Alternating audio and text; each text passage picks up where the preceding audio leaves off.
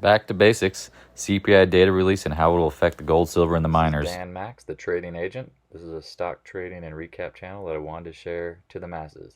In a probability game, there's no certainty. Here are my insights and predictions.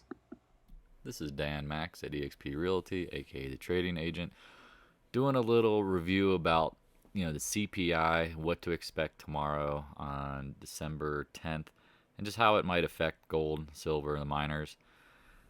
We were talking about this in the Discord room. People had some questions and just wanted to kind of clarify what I was thinking for tomorrow. So as you can see, the CPI, the prior was zero 0.9 on the core, or zero 0.6 on the core, and then sorry, mouse is weird, zero 0.9 on just the reading without the core included. When you mean core things, I'm pretty sure, I don't know if you can click on this and it'll tell you what it is. I haven't clicked on that in forever, but you can see how the CPI has been acting in core, meaning commodities, services, X, energy. This is briefing.com, by the way, if you're not familiar with it. But this was the prior reports. As you can see, inflation, the expectations have been rising. So this is what's interesting. If you look at the expectations for tomorrow, prior 0.9, 0.6, they look like they're going to be coming down some. So if inflation looks like it's going to be potentially abating in the short term, it's interesting to think how the market might take that, which my thinking is the market's going to be like, oh, okay, well then they can definitely, continue printing dollars and, support the economy while we deal with what we're dealing with. And so let's get into we'll start with the SPY, because that was one of the questions Lex had about, what do you think the SPY for tomorrow? I see a double top. I see a drop. We saw the VIX spike. We're kind of back testing this old trend line. It's not as important right now as what I think the 20-day is. I think at some point tomorrow we will test this 20-day. It's 464.50 area. Do I think we can get back down low? I mean, it just really depends on the reaction in the market. But I would say short term, that would be the area I'd be looking to play a bounce and buy on. Could we rip right back up to 473? Anything is possible. I don't think the Bears are in a really good position currently. I mean, it seems like they got squeezed out, and we talked about this last week when the VIX hit in the 30s.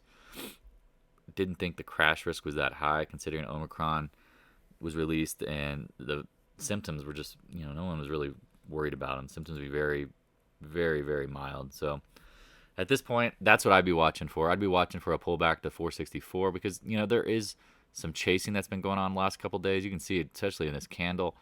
I would be, remiss to say if 464 hit, that would probably be a buy. And again, if it happens in the first hour of the day, expect a little wider, looser movement because people kind of get out of position. There's probably people who are super leveraged going into tomorrow, and then they have to get blown out. So let's get into what the meat and the potatoes of all this with gold and silver. So gold is just hovering here.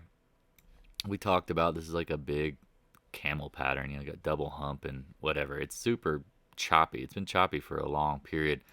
We back tested the downtrend previously, and now we're holding up in the 165s. I could see a test tomorrow maybe, but I also would just kind of think about at this point, I like the dips down here. The downside, biggest worry to me, and I repeated this on the Discord board. If you come by, you'll be familiar with this.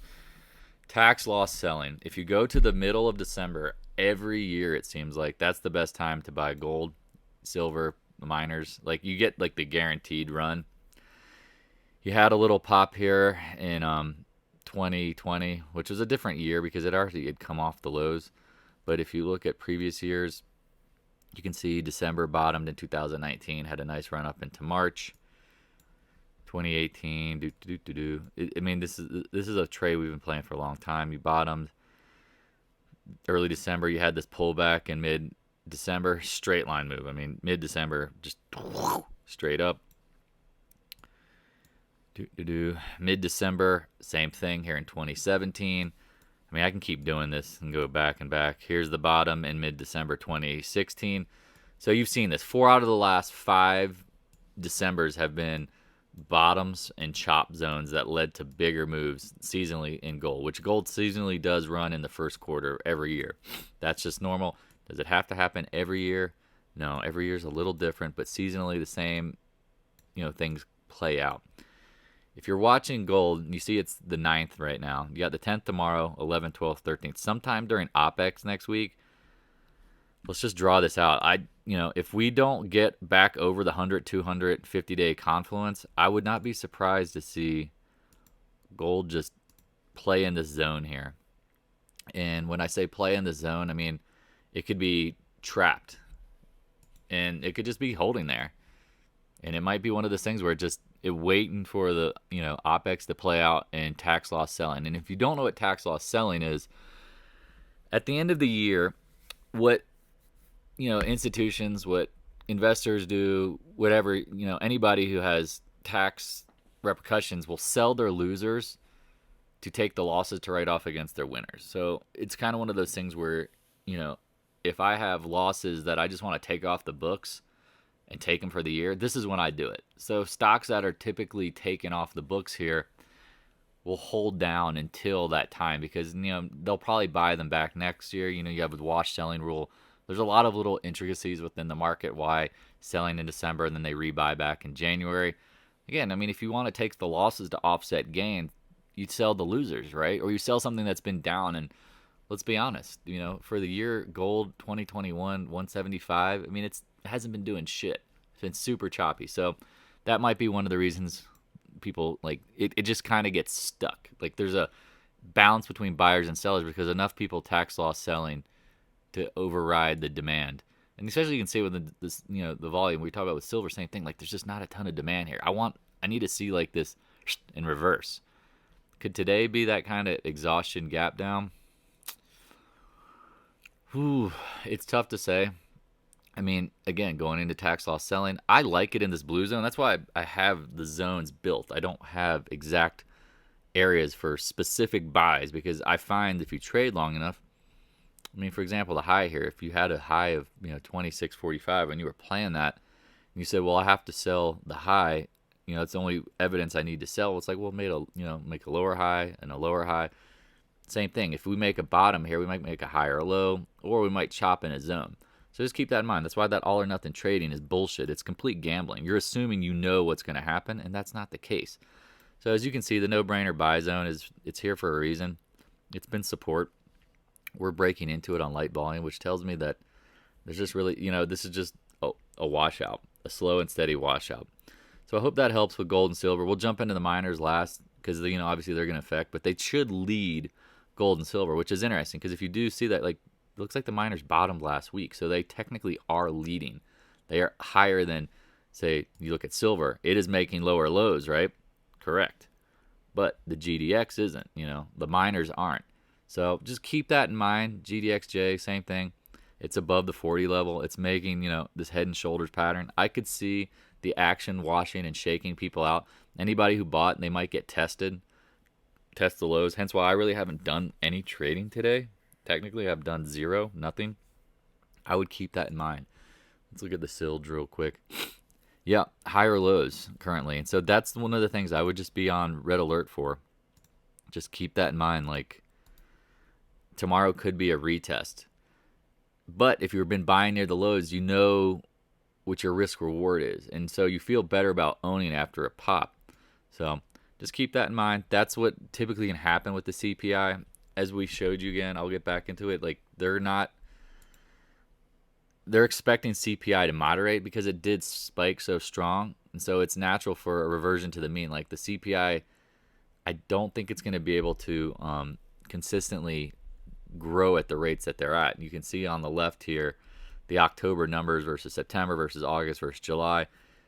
Like this, it's going to abate in the short term because the rate of change is not going to stay at 1, 2, 3%. It still will be increasing CPI, inflation, but the rates of that change will change. It's kind of like earnings for a company over the course of the year.